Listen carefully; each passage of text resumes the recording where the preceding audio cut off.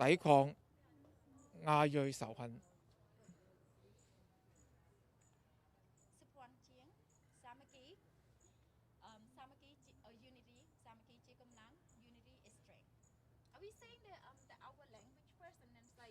English first and your language. So I wrote everything in the order. Do you have your folder? Got it. It's on your folder. Shall we hold everybody this or just No, memorize? just memorize it. Yeah, if you want to. Oh, really? Oh, it got changed? No, nothing changed.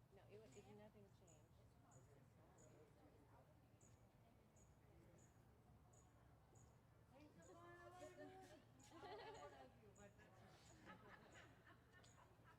Can we just say our yes. That is important. Hi, Chris. So you guys can be out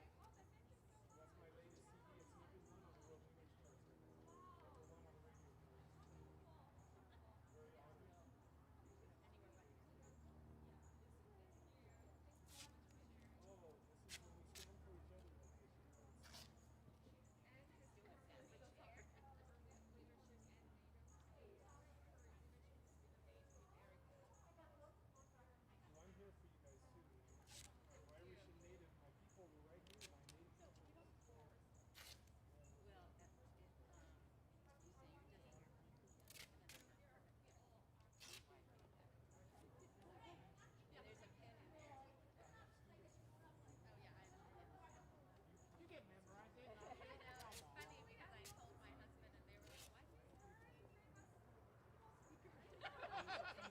Well, Oh, I'm just a small working line. on it. It wasn't on the page. Well, it's really. Oh, where's your mask? Didn't you get the other one mask? Oh, Oh, let's take a photo of us. Oh, you want me to put my other mask on? Sure. All right. It should be for the camera. Always look good. I can. You can't tell. Pandemic sad. Pandemic make me gain weight. I don't walk enough. I don't like. You gain weight? You don't look like you're I gaining know, weight. she You doesn't must be look really like- skinny before. How much weight did you gain? I think I probably gained like over 10 pounds. Really? oh, you were so thin before. Like, No, you look good right now. thanks, babe. You should lose weight. Thank you. But it's different. It's like when you like, I could tell by the blazer. We're waiting for you. You know how I wear blazer all the time. It's like the side of the blazer. Okay, so Our country has spent the last year focused on fighting a virus called COVID-19. But there's also a destructive virus that's been circulating long before a pandemic changed our lives. It's called hate. Sadly, Oregon's history is all too filled with ugly chapters of anti-Asian actions, including some in our more recent history.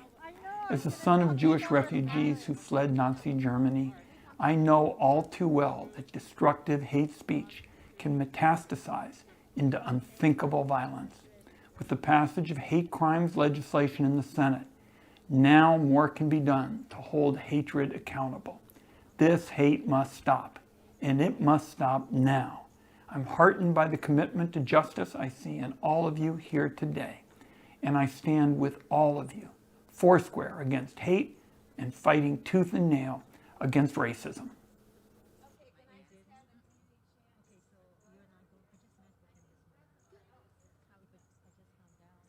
Hello, I'm Congressman Earl Blumenauer, and I am pleased to share some of my thoughts with you today for this important event. Hate and discrimination have no place in our community. When the pandemic first hit, I was troubled by the attacks on Asian Americans, Pacific Islanders, both violent, direct assaults, as well as verbal assaults. That's why early in this last year, I met with the community in the Jade District to discuss what was happening with their restaurants.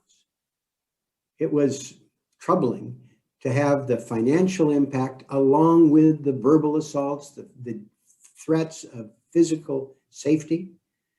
That's one of the reasons why I work so hard to establish the Restaurants Act, which will provide an economic lifeline for independent restaurants in our community, especially for those that were owned by minority and immigrants. We provide priority for them to be able to be first in line for this lifeline to help them regain their economic footing.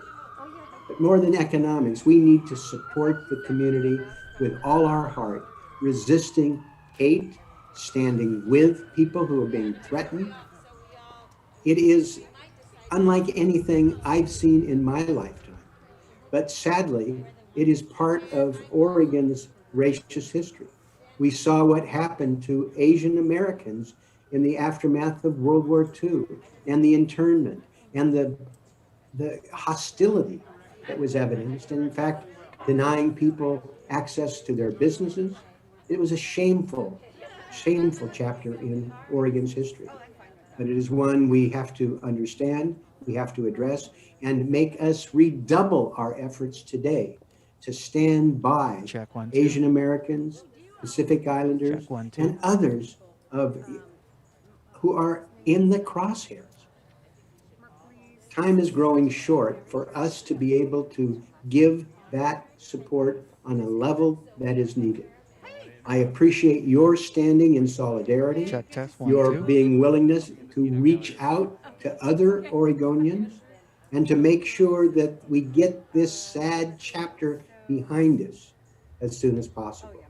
Gatherings like this today give encouragement and strength to those that are facing the oppression, and it's something we can all feel we're a part in addressing this problem.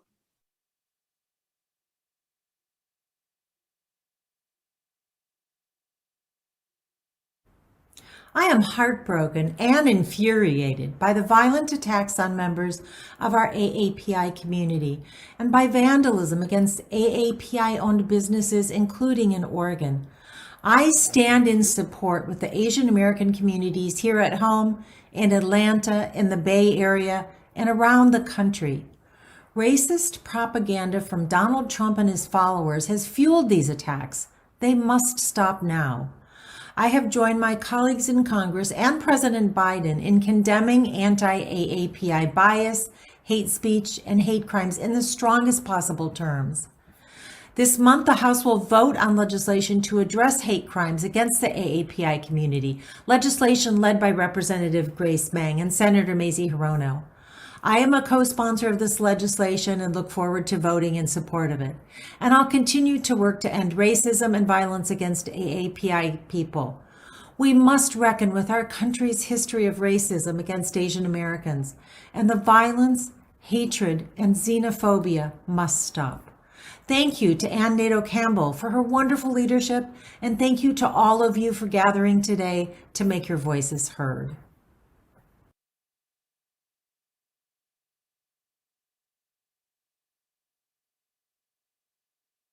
Hello everyone, Governor Kate Brown here.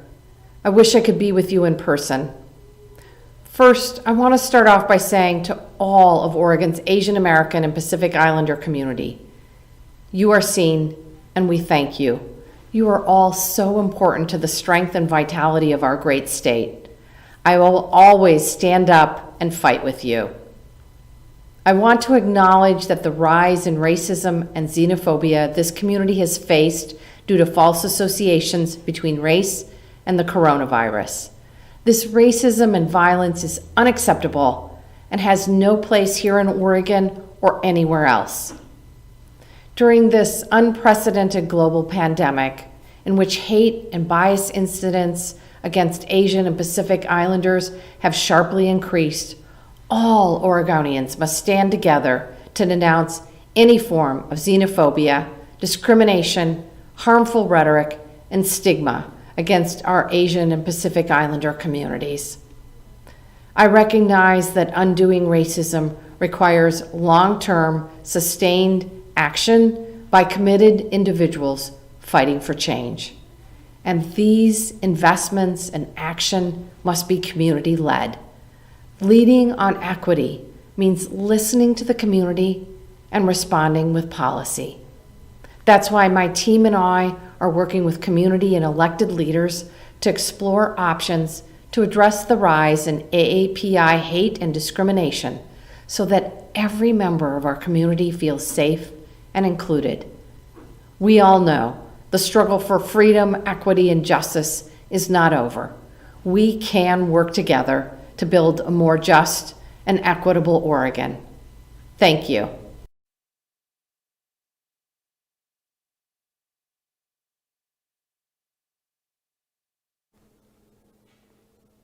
Our country has spent the last year focused on fighting a virus called COVID-19.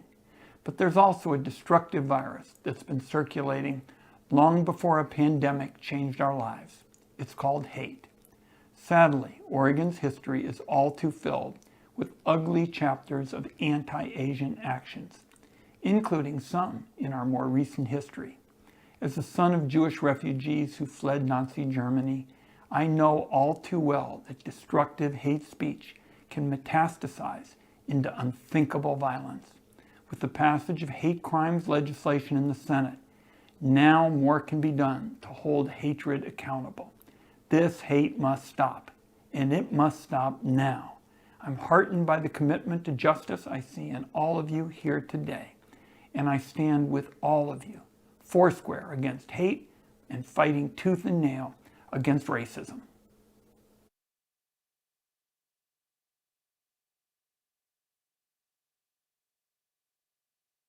Hello, I'm Congressman Earl Blumenauer, and I am pleased to share some of my thoughts with you today for this important event.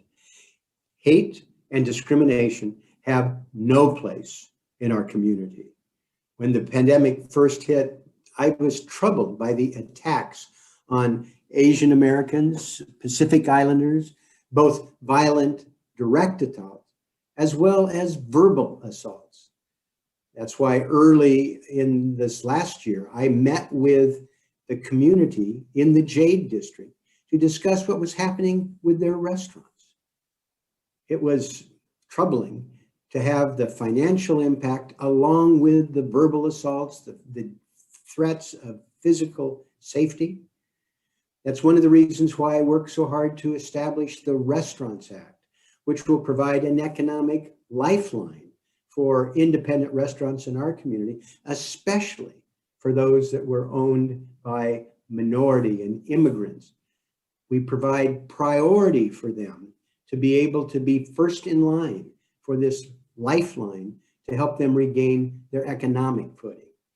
But more than economics, we need to support the community with all our heart, resisting hate, standing with people who are being threatened. It is unlike anything I've seen in my lifetime, but sadly, it is part of Oregon's racist history. We saw what happened to Asian Americans in the aftermath of World War II and the internment and the hostility that was evidenced, and in fact, denying people access to their businesses.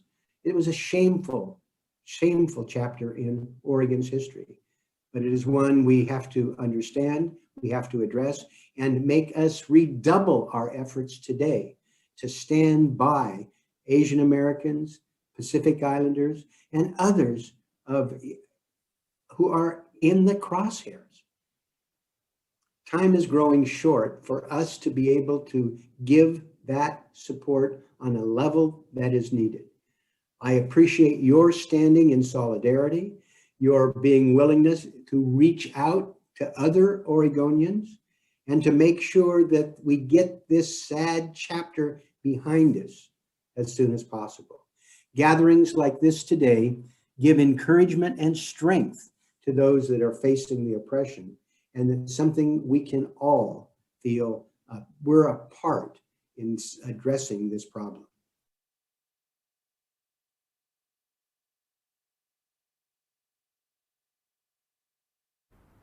I am heartbroken and infuriated by the violent attacks on members of our AAPI community and by vandalism against AAPI-owned businesses, including in Oregon. I stand in support with the Asian American communities here at home, in Atlanta, in the Bay Area, and around the country.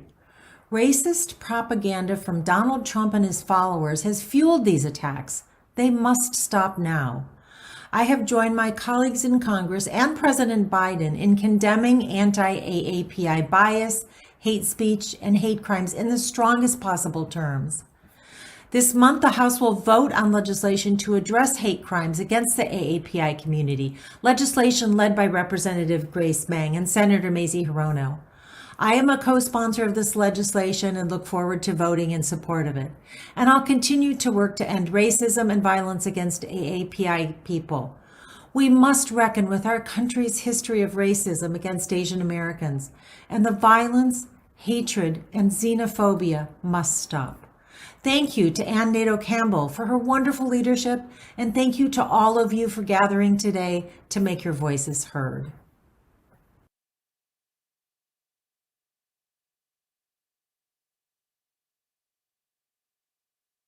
Hello, everyone. Governor Kate Brown here. I wish I could be with you in person. First, I want to start off by saying to all of Oregon's Asian American and Pacific Islander community, you are seen, and we thank you. You are all so important to the strength and vitality of our great state. I will always stand up and fight with you. I want to acknowledge that the rise in racism and xenophobia this community has faced due to false associations between race and the coronavirus. This racism and violence is unacceptable and has no place here in Oregon or anywhere else. During this unprecedented global pandemic, in which hate and bias incidents against Asian and Pacific Islanders have sharply increased, all Oregonians must stand together to denounce any form of xenophobia, discrimination, harmful rhetoric, and stigma against our Asian and Pacific Islander communities. I recognize that undoing racism requires long-term, sustained action by committed individuals fighting for change. And these investments and action must be community-led. Leading on equity means listening to the community and responding with policy. That's why my team and I are working with community and elected leaders to explore options to address the rise in AAPI hate and discrimination so that every member of our community feels safe and included. We all know the struggle for freedom, equity, and justice is not over. We can work together to build a more just and equitable Oregon. Thank you.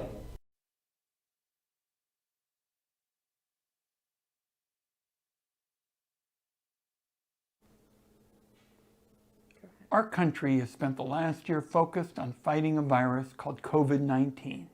But there's also a destructive virus that's been circulating long before a pandemic changed our lives. It's called hate. Sadly, Oregon's history is all too filled with ugly chapters of anti-Asian actions, including some in our more recent history. As the son of Jewish refugees who fled Nazi Germany, I know all too well that destructive hate speech can metastasize into unthinkable violence. With the passage of hate crimes legislation in the Senate, now more can be done to hold hatred accountable. This hate must stop, and it must stop now. I'm heartened by the commitment to justice I see in all of you here today, and I stand with all of you, foursquare against hate and fighting tooth and nail against racism.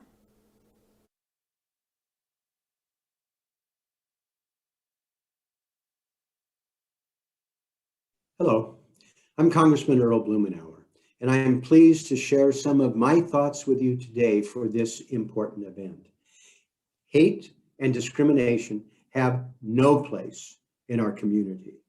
When the pandemic first hit, I was troubled by the attacks on Asian Americans, Pacific Islanders, both violent direct assault, as well as verbal assaults. That's why early in this last year, I met with the community in the Jade District to discuss what was happening with their restaurants. It was troubling to have the financial impact along with the verbal assaults, the threats of physical safety. That's one of the reasons why I work so hard to establish the Restaurants Act, which will provide an economic lifeline for independent restaurants in our community, especially for those that were owned by minority and immigrants. We provide priority for them to be able to be first in line for this lifeline to help them regain their economic footing. But more than economics, we need to support the community with all our heart, resisting hate, standing with people who are being threatened. It is unlike anything I've seen in my lifetime, but sadly, it is part of Oregon's racist history. We saw what happened to Asian Americans in the aftermath of World War II and the internment and the hostility that was evidenced, and in fact, denying people access to their businesses. It was a shameful, shameful chapter in Oregon's history, but it is one we have to understand, we have to address, and make us redouble our efforts today to stand by Asian Americans, Pacific Islanders, and others who are in the crosshairs. Time is growing short for us to be able to give that support on a level that is needed. I appreciate your standing in solidarity, your being willingness to reach out to other Oregonians and to make sure that we get this sad chapter behind us as soon as possible. Gatherings like this today give encouragement and strength to those that are facing the oppression, and it's something we can all feel we're a part in addressing this problem.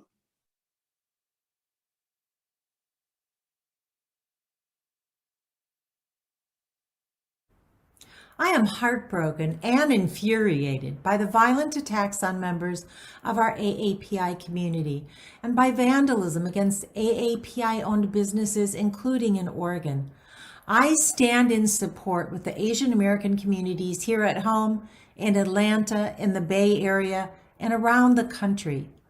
Racist propaganda from Donald Trump and his followers has fueled these attacks. They must stop now. I have joined my colleagues in Congress and President Biden in condemning anti-AAPI bias, hate speech, and hate crimes in the strongest possible terms. This month, the House will vote on legislation to address hate crimes against the AAPI community, legislation led by Representative Grace Meng and Senator Mazie Hirono. I am a co-sponsor of this legislation and look forward to voting in support of it. And I'll continue to work to end racism and violence against AAPI people. We must reckon with our country's history of racism against Asian Americans, and the violence, hatred, and xenophobia must stop. Thank you to Ann Nato Campbell for her wonderful leadership, and thank you to all of you for gathering today to make your voices heard.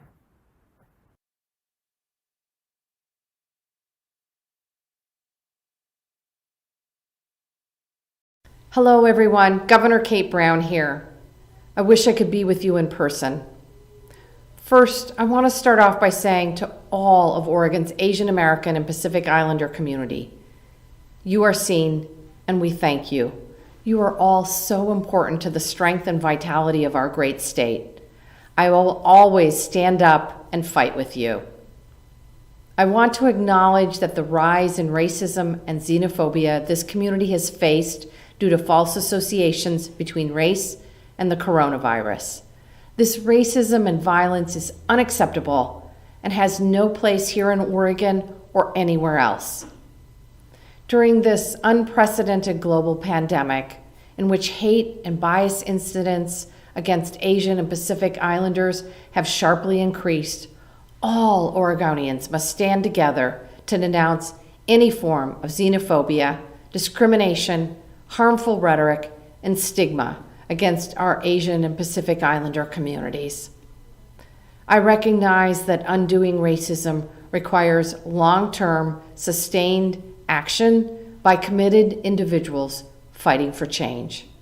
And these investments and action must be community-led. Leading on equity means listening to the community and responding with policy. That's why my team and I are working with community and elected leaders to explore options to address the rise in AAPI hate and discrimination so that every member of our community feels safe and included. We all know the struggle for freedom, equity, and justice is not over. We can work together to build a more just and equitable Oregon. Thank you.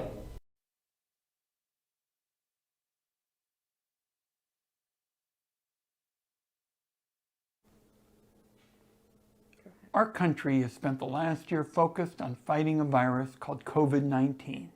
But there's also a destructive virus that's been circulating long before a pandemic changed our lives. It's called hate.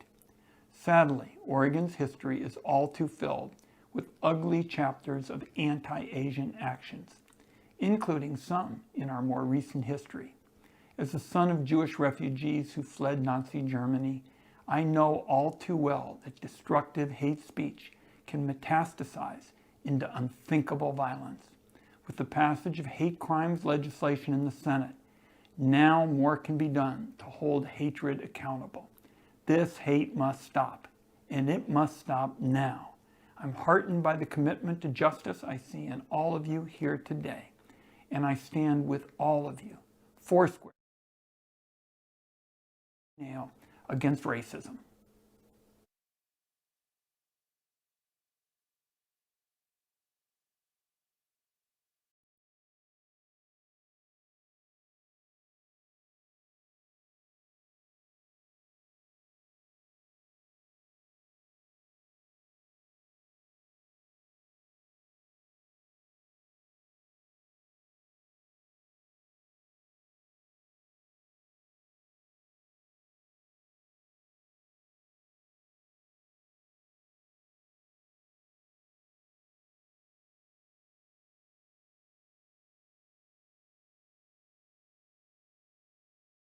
And I'm fully vaccinated.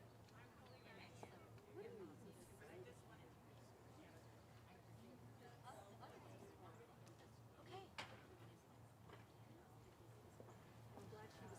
going to tell me to get started? Sal, is it a directive?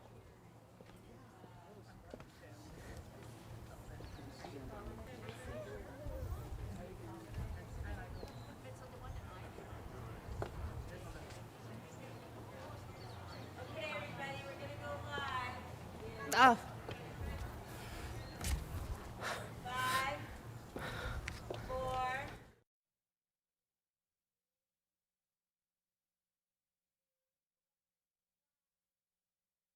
Welcome, everybody. I'm glad to see all of you here and all of you joining us virtually today as we kick off this event, Rise Against Hate Oregon. I'm Mari Watanabe, your MC today. Hopefully, this time next year, we can join together in person in honoring and supporting the Asian American and Pacific Islander community in Oregon. This year's Asian Pacific American Heritage Month brings heightened awareness and gravity of the challenges our communities face today.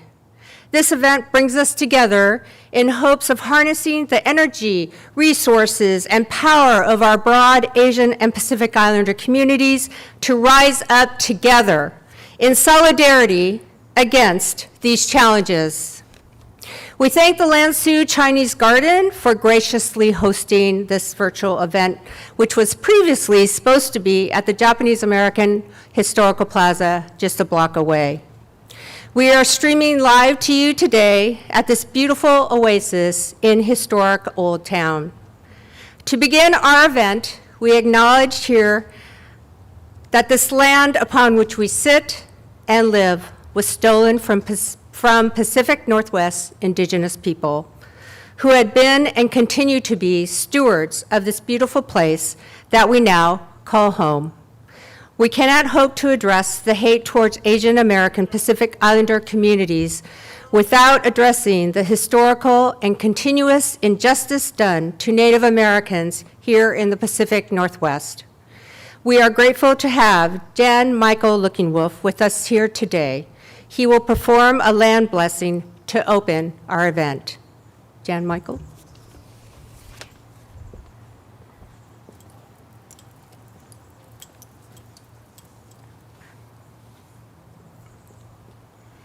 It's an honor to bring this blessing for this event, a very important time, very important event.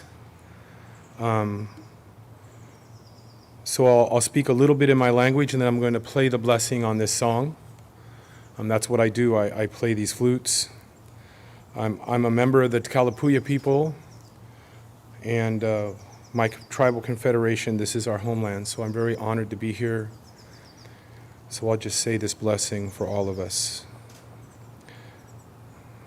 Sahali ta'i nage ishtimau, ishtima, shush wawa ukuk, insaiga kapatumtum ishtima, ik etcham, ik tumtum. Creator, great mystery, we thank you so much for this land. We all come to you with one heart, giving thanks. We ask that you look down and help us all rise against hate together. Help us all accept each other and support each other. Help us live in harmony. Touch the hearts of those that don't understand. Help us treat each other gently. Creator, today we come to you with our hearts full of hope that our children can walk in beauty, that our children can live in peace, and that our children can play together in harmony. Aho.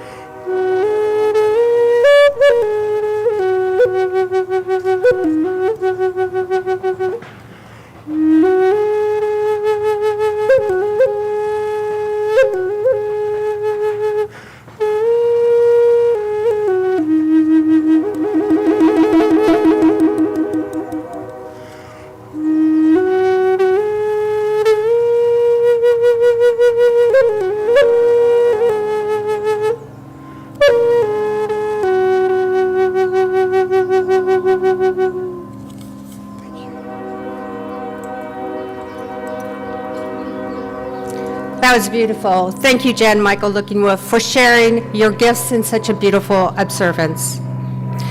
May is Asian Pacific American Heritage Month, a time for all Americans to honor and uplift the stories of immigrants from many countries in Asia, now represented in Portland and throughout our country.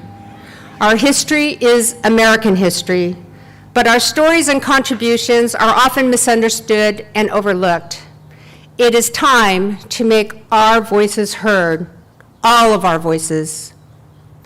Please help me welcome Serena Stoudemire Wesley, Chief Culture Change Officer for the State of Oregon's Department of Administrative Services and a Prosper Portland board member. She will be leading us in a community chant.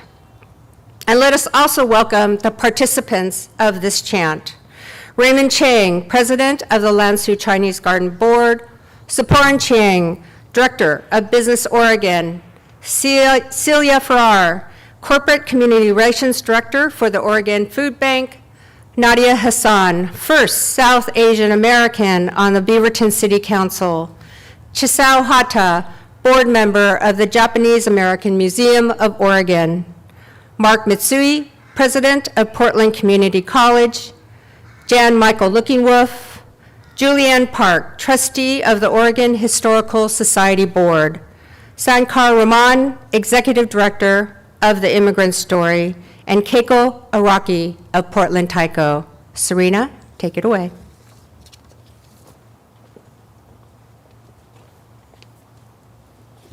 Thank you, Mari. And I want to say thank you, and I'm honored to be here to represent our community, all of our communities, to represent the state.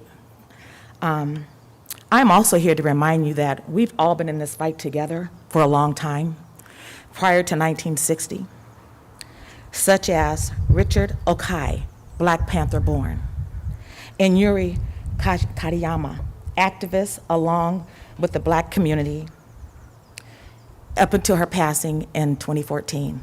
And I know I mispronounced her name, so I'm going to apologize for that. But in the last years of John Lewis's life, he worked to get the Voting Rights Advancement Act enacted into law as a way to guarantee every American's right to vote, a right that has been compromised by the Supreme Court's Shelby County versus Holder's decision in 2013. Lewis said in 2019, "The vote is precious. It is also the most sacred, it is the most powerful, nonviolent tool we have in a democracy." John Lewis talked about getting in good trouble, and that's what we have to do. We have to get into good trouble. This fight will continue until we all come together as one, and we have to continue to believe that we are one.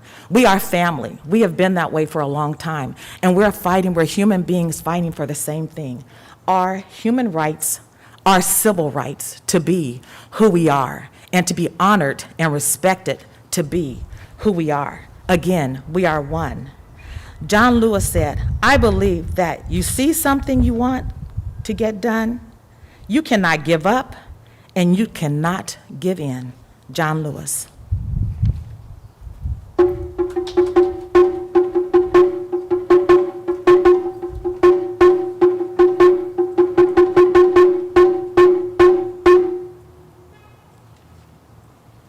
You cannot give up.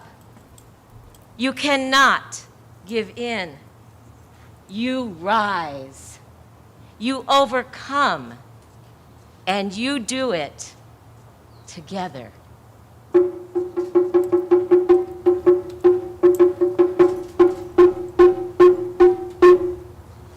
Jan Michael Lookingwolf, Tillicum, Conaway and Saiga, Ik Tillicum and Saiga. We are all one family. Celia Ferrer, Bayanihan, Community Spirit, Katatagan sa Bayanihan, Strength in Solidarity and Community Spirit. Mark Mitsui, Gambate, do your best. Isho ni gambari masho. Let's be strong together.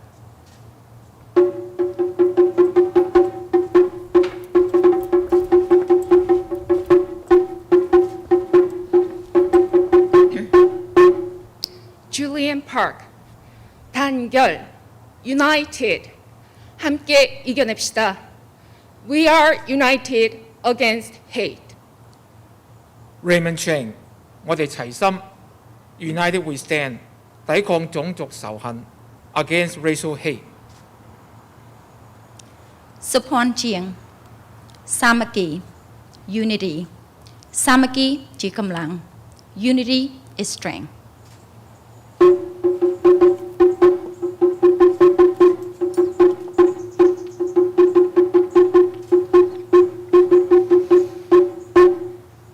Nadia Hassan, Himmat, strength.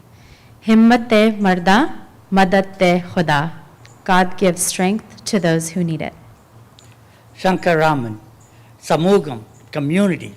Nammal Mudiyam, we can do this. We cannot give up. We cannot give in. We rise. We overcome. And we do it together.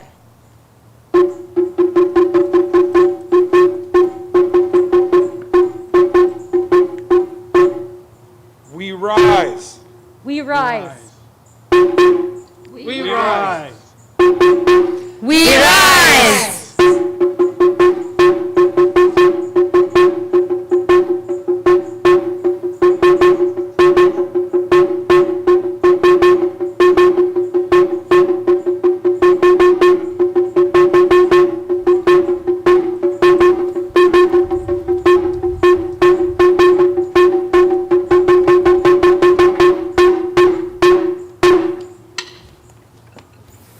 Wow, that was very inspiring. Can we give our performers a round of applause, please? Thank you. Yes, we rise together. So great to see the diversity of our Asian American Pacific Islander community and also its unity. Thank you to all the participants, and I hope that we together see some change that happens in the future. Now, I would like to introduce my good friend and one of the organizers of Rise Against Hate Oregon, and the only person to get me out of my sweats today, Ann Nato Campbell.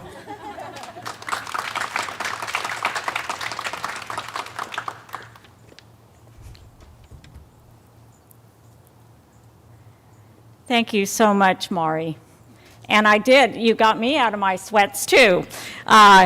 And thank you, Chizao, and all our beautiful community chanters. I am so pleased and blessed that you were able to come out of your sweats, too. My name is Ann Nato Campbell. I am a third-generation Japanese American. My grandfather immigrated to America in 1912. His name was Hide Naito. But after the Second World War, the families Americanized the name to NATO because nobody would do business with a Japanese American company. I am so happy to welcome you today as we stand in solidarity against anti-Asian hate. My hope is today you will leave feeling uplifted in knowing that Oregon is working on fighting against xenophobia and racism, and that you are not alone and you are being heard. 7 weeks ago, I was talking to my Chinese garden friends, Raymond and Elizabeth, when we learned about the horrific shootings in Atlanta. We knew we had to do something at once. So an idea was born to grieve our losses and to acknowledge our pain, to join as a community and show our strength, and to hear from our elected officials. Please join me in a moment of silence for those we have lost. This year, I don't know anybody who has not lost something. Close your eyes and take a deep breath and contemplate on this. It's been 53 days since a gunman stole the lives of our sisters in Atlanta. 2 days ago was the anniversary of Portland proudly declaring itself Jap-free. And 25 years ago, I suddenly lost my dad, Bill Nato, to cancer on this day. My father was born and raised in Portland, and in 1943 was thrown out of Washington High School and Portland. His family fled in fear as they escaped from the home where they were raised in. Where we stand today was once the second most vibrant Nihonmachi Japantown in America. We had 100 Japanese businesses. We were a thriving neighborhood. And in one act of terrible racism, we were wiped out of Portland and Oregon. Thank God my family returned after the war. Acts of hate become history, but the hate itself persists because the history is forgotten. Portland's rich history and culture is here for you to experience at the new Japanese American Museum, the Portland Chinatown Museum, the Oregon Jewish Museum, and the Oregon History Museum. First is awareness, then is education, then action to change, because this is our home. We need your help. We need to rise above this hatred. We should be proud whether our family came here in 1912 or 2021, whether they came as refugees or as engineers. We are members of this community who make it richer and fuller. Today you will hear from elected officials about what they are doing for the AAPI community. You will hear from our keynote speaker, Leanne Reeves, about what we need them to do. Together we will rise against hate, we will confront it, and we will rise above it. We will build a future that brings the promise of America to reality. Thank you very much.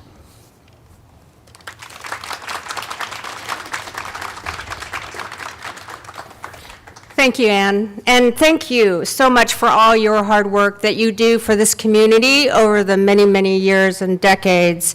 And your work to help put this together, it's your idea, and to everyone who worked tirelessly to put this all together, really thank you. We are blessed, as Anne said, to have so many resources right here in Old Town that we can learn about our history. And again, if we don't understand our history, we are doomed to repeat it. We've heard this over and over, and it's been proven over and over. So thank you, and please do take advantage of the rich history that we have here in Old Town.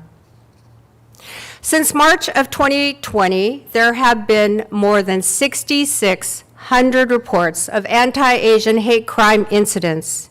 This includes verbal harassment, physical assaults, and civil rights violations. Oregon Attorney General Ellen Rosenblum joins us now to speak about the ways the Department of Justice is addressing this horrible increase in hate crimes against our AAPI members of our community. Ellen?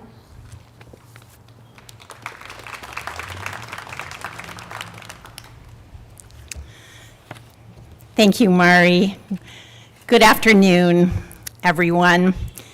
Thank you all for gathering here today in this beautiful setting for the purpose of denouncing hate, bias, and violence against our Asian American, Native Hawaiian, and Pacific Islander family, friends, neighbors, and colleagues.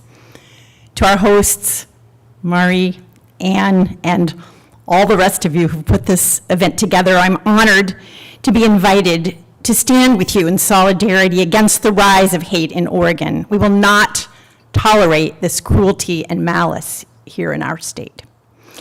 As your Attorney General, I take my charge to advocate for and protect all Oregonians seriously, and have used my power to strengthen our hate and bias laws, an area that has gone without adequate resources for far too long.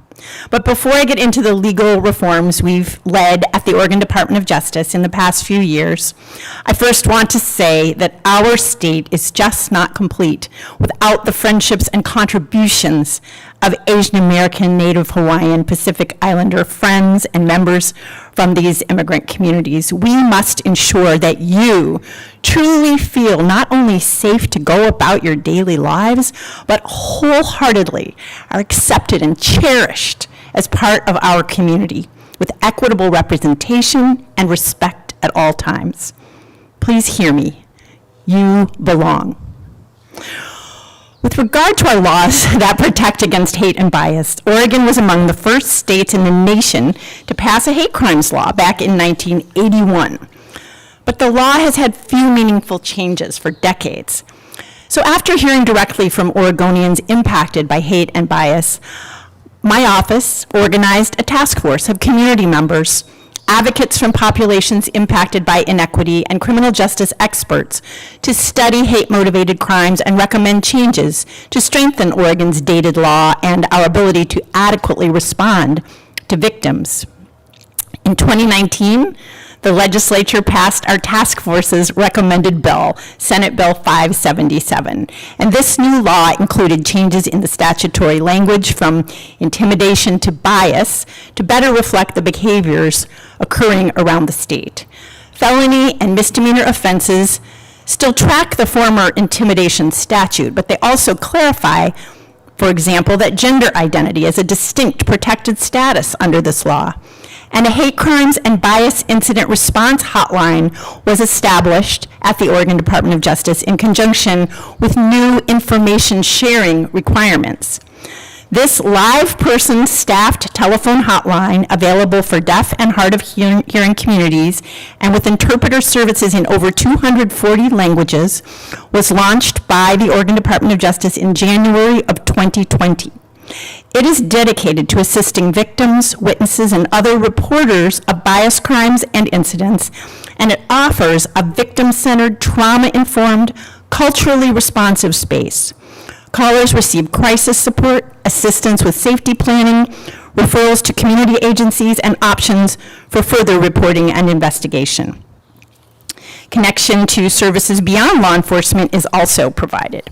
And since the hotline opened on January 2nd, 2020, we have received 1,682 statewide, that is, reports of bias and hate. Reports are largely race-based bias, overwhelmingly targeting victims who identify as Black and or African American.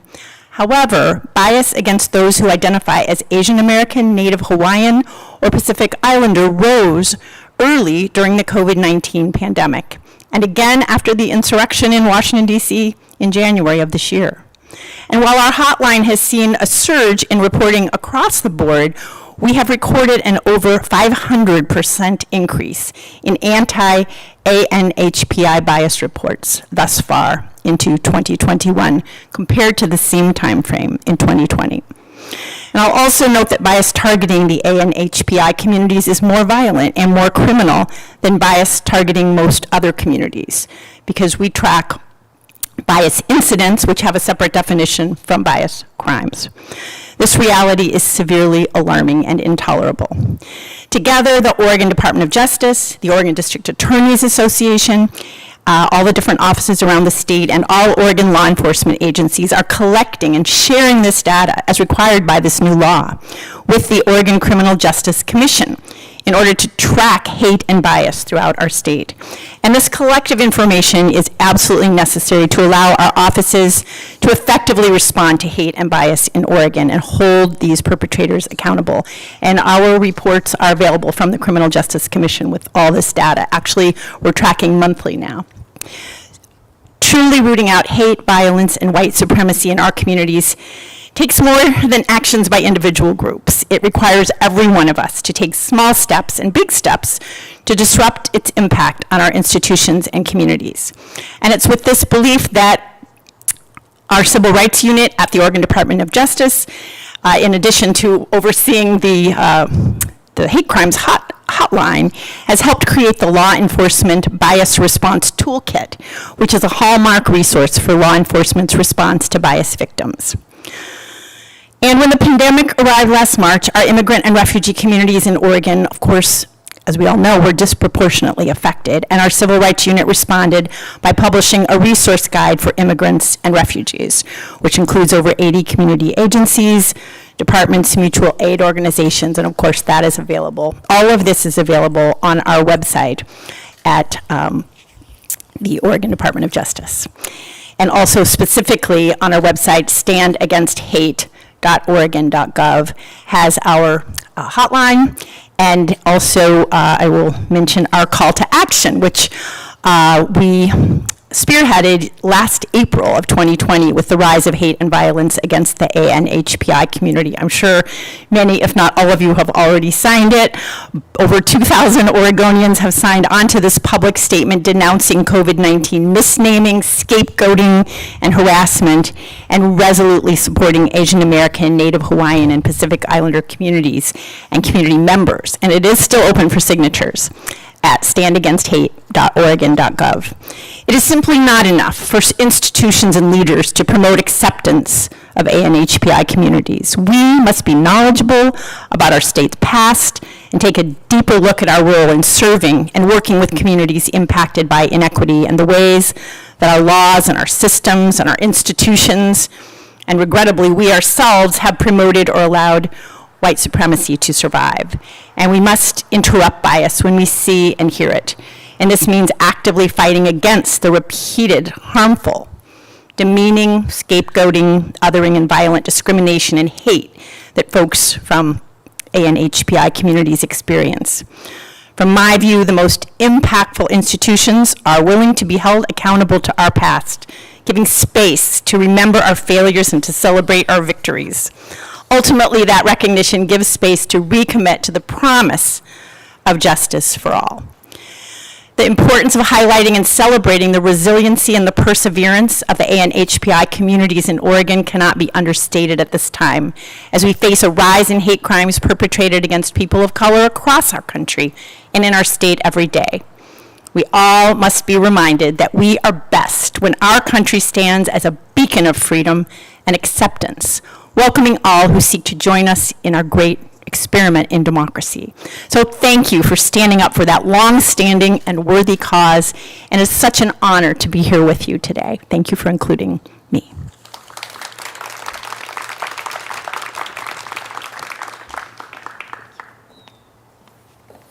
Thank you, Attorney General. As the Attorney General highlights, the pandemic has affected the Asian American Pacific Islander community doubly hard. The economic hardship that we have all shared, plus coupled with the horrific rise in these anti-Asian hate crimes.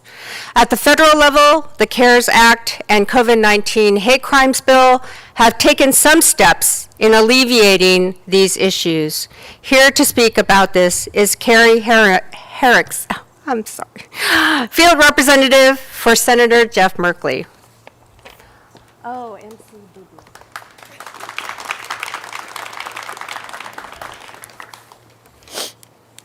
Greetings. Thank you all for gathering here today to celebrate the incredible contributions that our Asian Americans and Pacific Islander neighbors make to our communities here across Oregon and across the nation. From healthcare workers on the front lines of the COVID-19 crisis, to business owners contributing to our economy, to artists, vibrant communities, and so much more. America's AAPI communities are a fundamental piece of our national culture and heritage. Yet, with the onset of the coronavirus pandemic, we saw a horrifying rise in hate crimes against the AAPI community. Asian American and Pacific Islanders were targeted in nearly 3,800 reported hate crime incidents across the country since March 2020. And this doesn't even speak to the harms of unreported hate incidents. These violent incidents, hateful words, and bigotry and racism must end. It is incumbent upon all of us to speak out against this dangerous hatred plaguing our country, and I thank everyone here for doing that today. In March, I stood with 43 of my colleagues in the United States Senate, co-sponsoring the COVID-19 Hate Crimes Act, which provides the Department of Justice the tools it needs to fight pandemic-related anti-Asian hate crimes, and which just passed the Senate by an overwhelming 94-1 vote. I also joined a resolution to condemn all forms of anti-Asian sentiment, racism, and discrimination, and call on all federal officials, state and local agencies, and AAPI community organizations to address the rise in coronavirus pandemic-related hate crimes. Please know that I will continue to work in the U.S. Senate to advance legislation that will push back against these horrific hate crimes and help AAPI communities thrive. Thank you all for being here today to help uplift our AAPI neighbors. Know that we stand with you through this challenging time, shoulder to shoulder, as Oregonians and as Americans. Sincerely, Jeff Merkley, Oregon's United States Senator.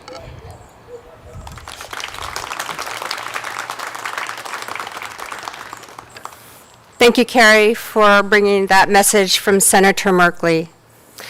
On April 30th, Multnomah County declared racism a public health crisis and will work to rebuild the county using a racial equity lens.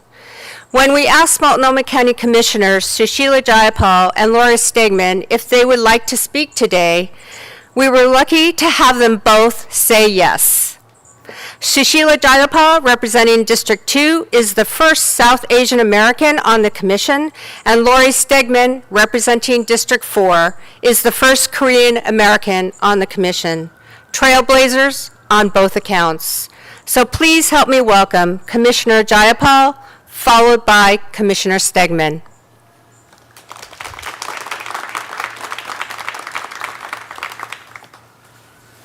Thank you so much, Mari. Morning, everyone. It is really such an honor to be here today with all of you. I was so moved by the beginning, by the blessing, and by the chant. And I really want to thank you, Anne, for organizing this, and everyone who's participating this morning, whether physically or virtually, for joining us. I came to the United States in 1979. I was 16 years old, and I came here to go to college. And reflecting my lack of understanding of immigration history in the United States, I thought that I was part of the vanguard of South Asians to come to the United States. It really wasn't until recently that I realized that there was a much, much earlier wave in the early 1900s, late 1800s, early 1900s, of South Asians from the Punjab region of India who came to the United States, mostly to the West Coast, worked in lumber mills and in agriculture up and down the West Coast from Canada to Washington to Oregon to California. And in fact, here in Portland, in what was then the independent town of St. John's, there was a community of Punjabi, Indian, primarily from the Sikh faith, workers in the lumber mills of St. John's. And in March of 1910, one evening at about 7:30, those workers, and there were several dozen of them, were rousted from their beds, were thrown out of windows, were put on trains, and run out of town. And they came back. They eventually came back and they fought. But this was a reminder to me that we have been here, all of us, for centuries. And it was a reminder that this violence that we've seen isn't new. It is not new to this country. It's not new to Portland. It's not new to this region.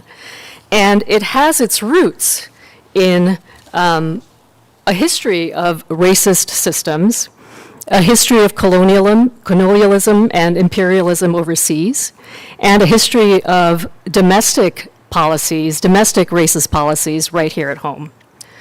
It isn't accidental that most of the people killed in Atlanta were Asian women, were low-wage workers, were immigrants. Our Asian communities hold enormous reservoirs of strength and resilience rooted in family, faith, and tradition. But that history of systemic racism, barriers to economic mobility, low wages and working conditions, barriers to mental and physical health care, all these things render our communities more vulnerable to this violence. I'm so proud of Multnomah County's declaration of racism as a public health crisis. That declaration reaffirms the county's commitment to eradicating racist policies and practices from our own systems, and our commitment to devoting the attention and the resources necessary to redressing the historic and present impacts of those racist policies and practices. This includes implementation of the Preschool for All ballot measure, which will support all families in Multnomah County, but will be particularly transformative for low-income families and families of color. It includes our work to ensure that COVID vaccination and related services are reaching Asian communities in culturally appropriate and effective ways. and includes supporting culturally specific organizations like the Asian Health and Services Center and the Asian Family Center, both of which support and serve Asian elders and families. Access to mental health care is an area in which Asian communities face particular disparities. Many of those in our refugee communities in particular arrive carrying the trauma of war and violence, trauma that's exacerbated when the country they thought would keep them safe, the United States, proves not to be. They need support that promotes mental health and healing, and so that's an area in which we'll continue to focus attention and resources. Finally, a few words about the category of Asian, and I take every opportunity to talk about this. Asian communities are incredibly diverse. That category comprises hundreds of languages and ethnicities, dozens of countries of origin, and a myriad of circumstances in which we arrived in the United States, and those circumstances can make all the difference. That diversity is one of our greatest assets, but when we lump all those communities together in the category of Asian, it hides the needs of specific communities. I have advocated for, and the county chair's executive budget includes, a mapping study to strengthen county services to immigrant and refugee communities. This will support our anti-racist public health work by documenting the diversity and the specific needs of our Asian and other immigrant communities in Multnomah County, which in turn will result in more relevant, culturally specific services for our aunties, our elders, our children, and our families. Thank you again for being here, whether virtually or physically. Thank you for standing with us. Thank you for standing against bigotry and hate. Together we are resilient. Together we are strong. Together, in the words of that wonderful blessing, we can create a Multnomah County in which our children are surrounded by beauty and harmony, and where all of us will thrive. Thank you.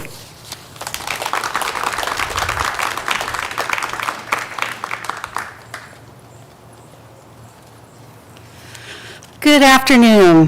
My name is Lori Stegman, and I'm your Multnomah County Commissioner representing much of East County. I want to thank Ann Nato Campbell for gathering us here together today to stand in solidarity to denounce the violence, the vitriol, and the racism inflicted on Asians, Asian Americans, Pacific Islanders, and other BIPOC community members. I believe we are at a crossroads, and the actions we take today will forecast our future. If we choose to say nothing and do nothing while Black and brown people are being attacked, assaulted, and murdered, then we have chosen complacency over humanity.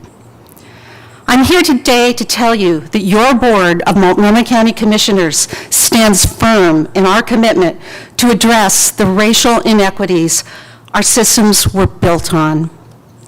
As one of the largest safety net providers in Oregon, we've looked inward to identify what role we should play as we serve our most vulnerable communities.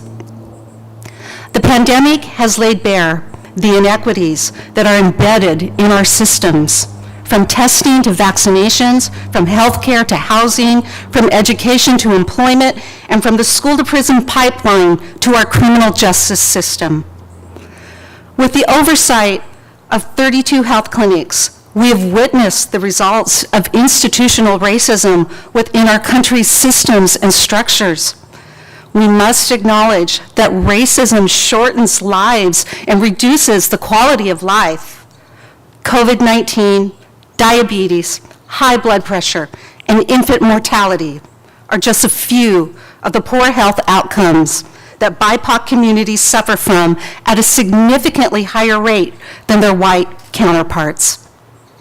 And that is why Multnomah County's declaration of racism as a public health crisis was and is our duty. I'd like to share with you a part of our declaration. The state of Oregon was founded on the notion of creating a white utopia and around the functional and implicit removal, exploitation, and or exclusion of BIPOC individuals and communities. From Black exclusion laws and restrictions that barred Black and Chinese people from voting, to a steady stream of discriminatory laws and the practice of redlining in Portland. The legacies of Oregon's founding ideals continue to perpetuate harm, oppression, and marginalization within communities of color today. Racism is codified into our laws and institutions, which were created on the foundation of the ideology of white supremacy. It upholds systems, structures, and policies that were created to advantage white people while neither serving nor benefiting people of color.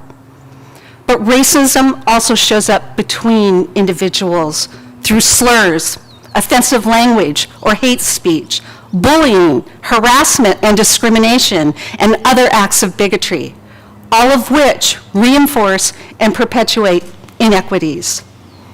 That is why we are here with you today, to rise up against this hate. For many communities of color, and especially Asian and Pacific Islander communities, discrimination doesn't differentiate between those who were born here, those who work or reside here, or those who are only visiting. Unfortunately, discrimination only sees the surface of our identities. We are all part of this community, and we must stand together against hate and discrimination. As the first Asian American immigrant to serve on this board, I believe that declaring racism as a public health crisis was one of the most important votes I have ever cast as a county commissioner. This declaration represents our commitment to address the racism that our county and our country were built on. We have the data, we know the outcomes, and we must take bold action. If our community is to heal, then we must be willing to do the work at hand.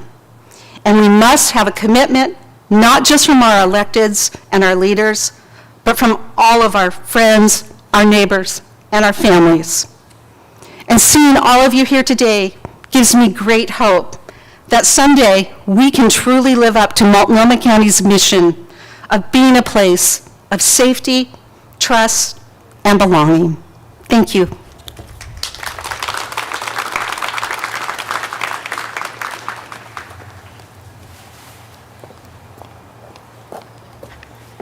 Thank you so much, Commissioner Stegman and Jayapal. I am truly convinced that if we didn't have representation like them on our commissions, that things would definitely not be where they are today. So we are still making progress, of course, but with increased representation of Asian Americans on our state, as evidenced by Commissioners Jayapal and Stegman, Beaverton City Council member Nadia Hassan, and legislators like Representative Kampham, we still have far to go in addressing anti-Asian hate and injustice. The path of justice is long, but we will walk it together. Now, please join me in welcoming Leonie Reeves as our keynote speaker for today. As the former general counsel to the Oregon Office of the Governor, Leonie advised on a wide range of legal issues, including employment, government, transparency, First Amendment issues, public safety, and government ethics. In 2020, she was elected as president of the Oregon State Bar, becoming the first Asian American and first woman of color to lead the Oregon State Bar. Another woman. Awesome. Leonie, the floor is yours.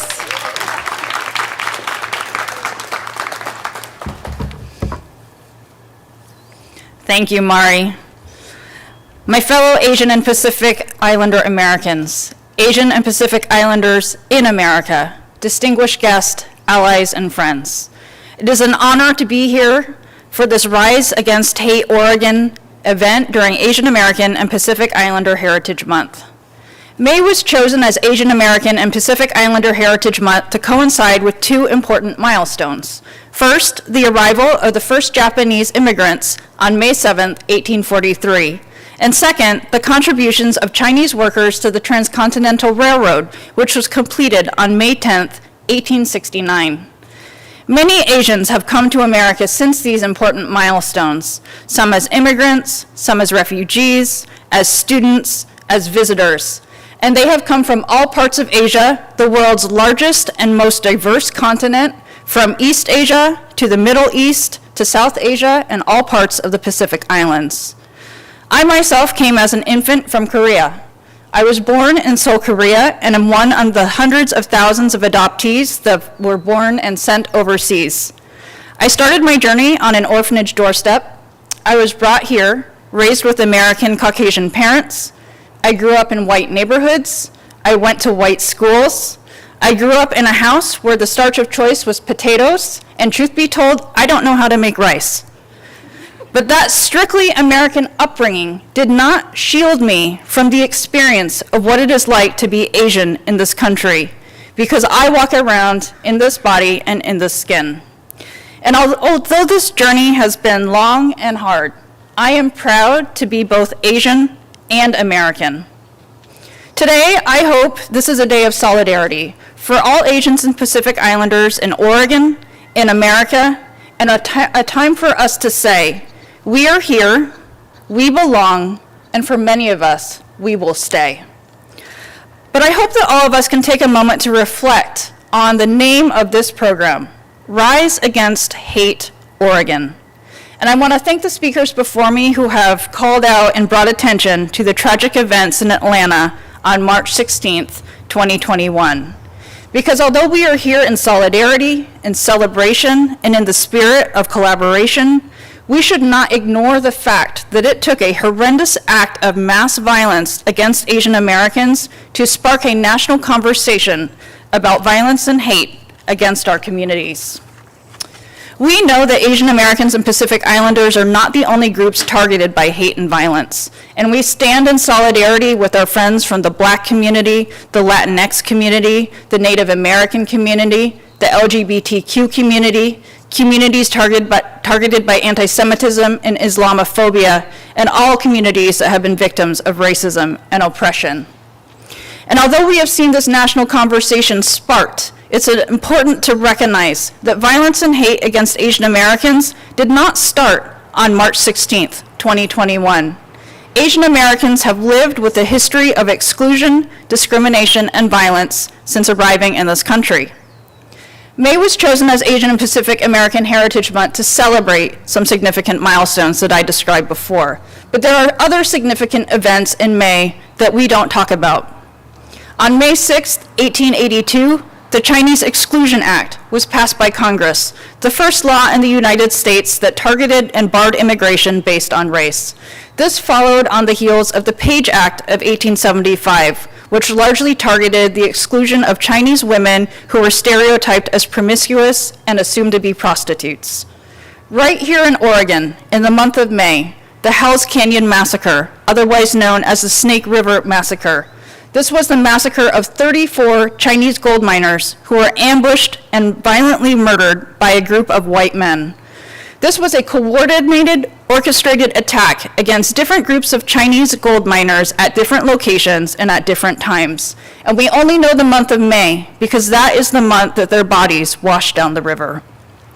Fast forward to present day, AAPIs across this country have been verbally and physically attacked at alarming rates.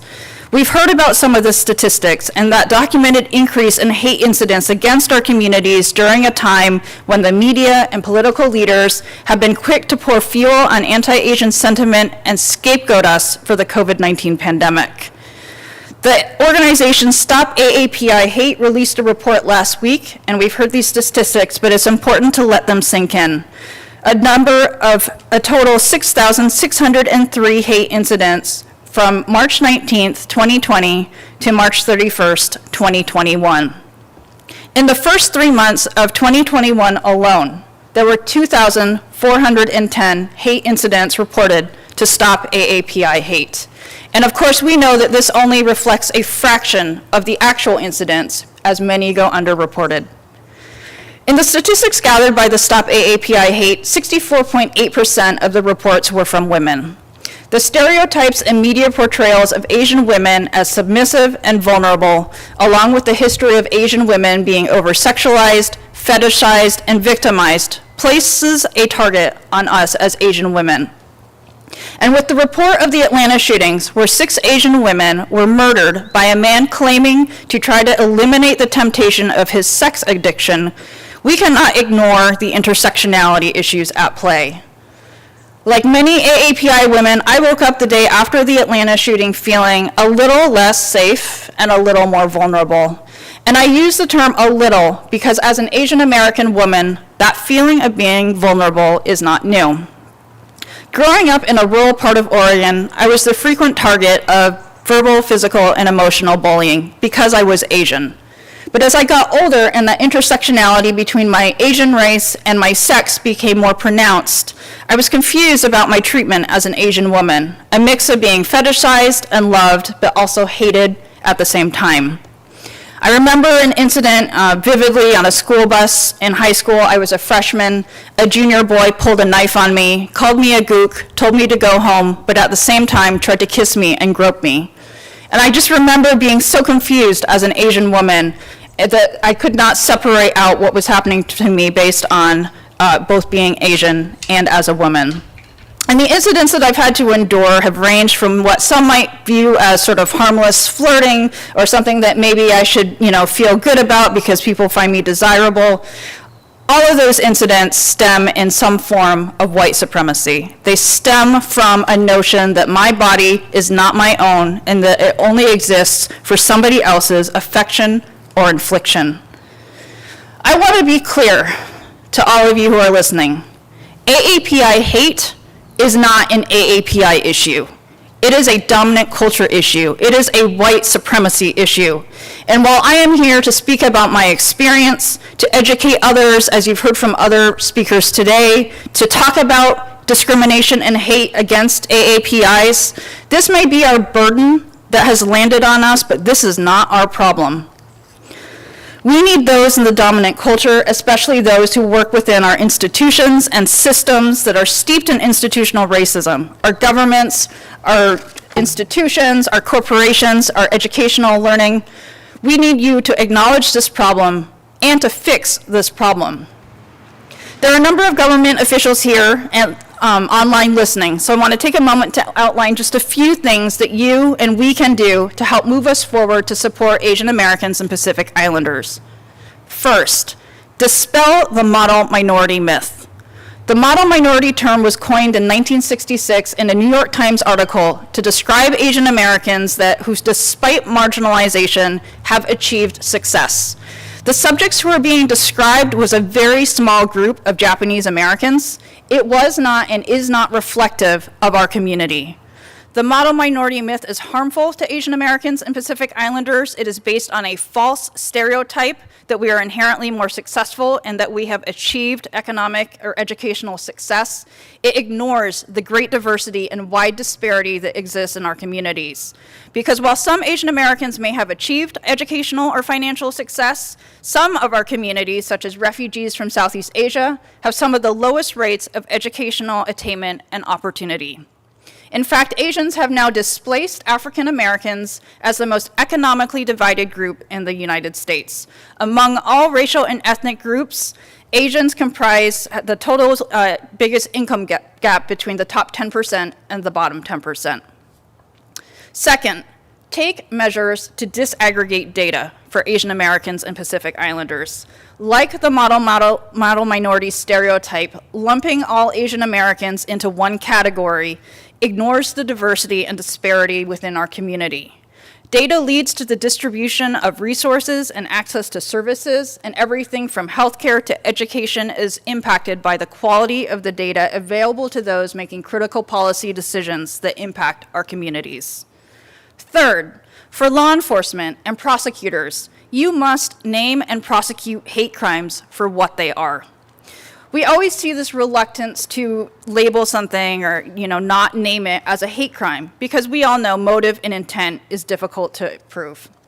But minimizing or ignoring the hate that motivates these acts dismisses the crux of the crime and often shifts the blame to the victims.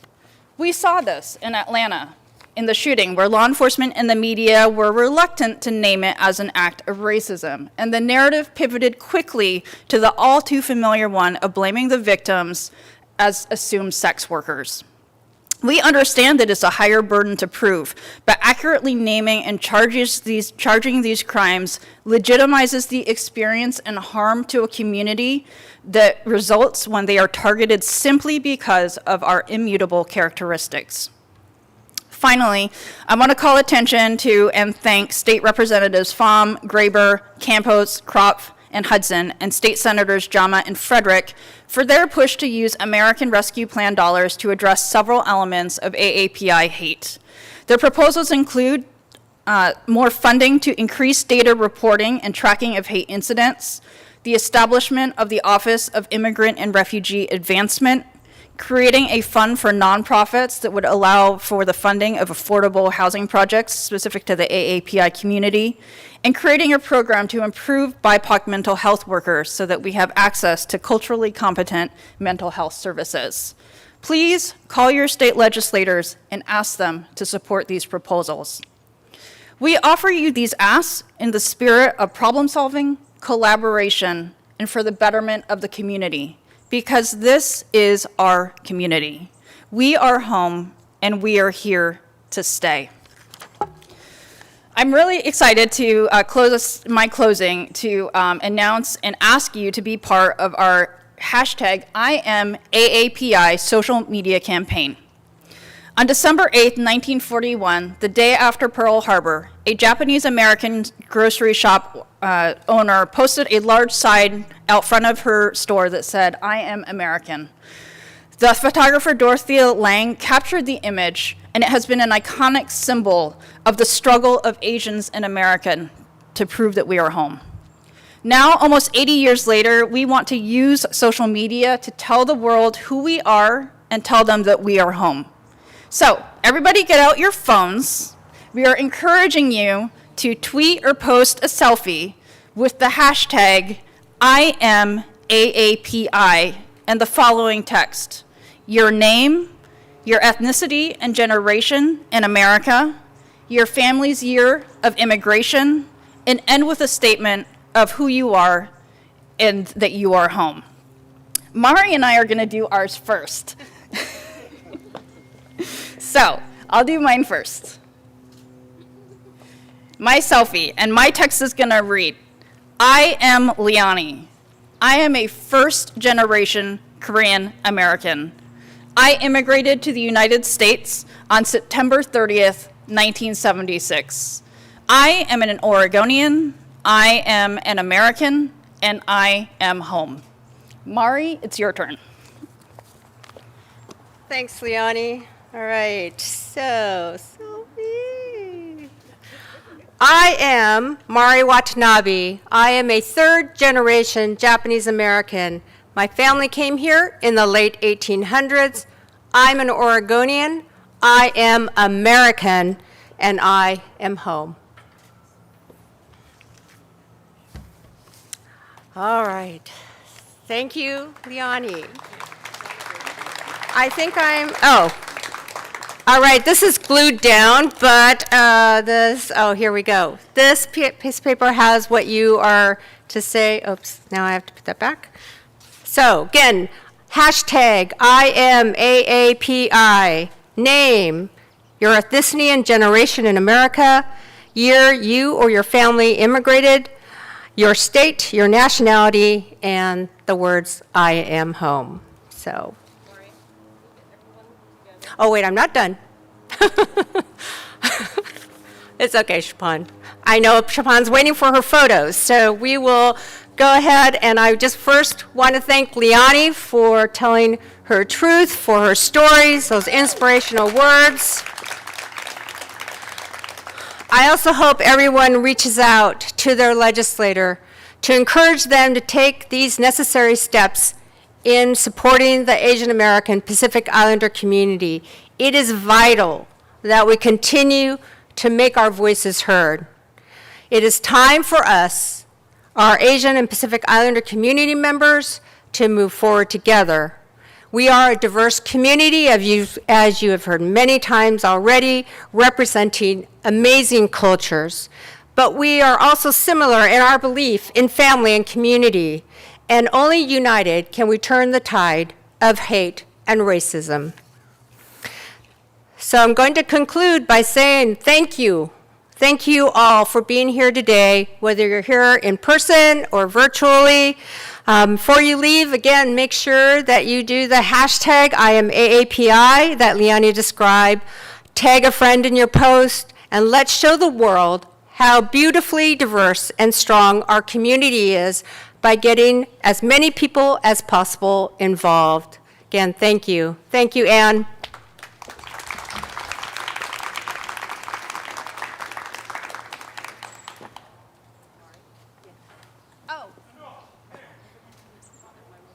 All right, the most important thing for Chopin is a photo. So if everybody would like to gather up here.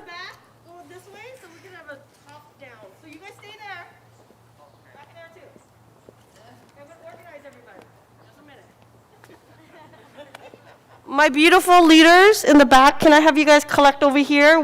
Christine, raise your hand. Mohammed, Sho, where's Helen? I saw Helen a minute ago. Can we have you guys come over there too? Yes, so beautiful. And then we're gonna have all our beautiful electeds over here. Steven, I see you. Can I have you guys? I see you guys. Don't hide. Go over there. I see you. I know all of you.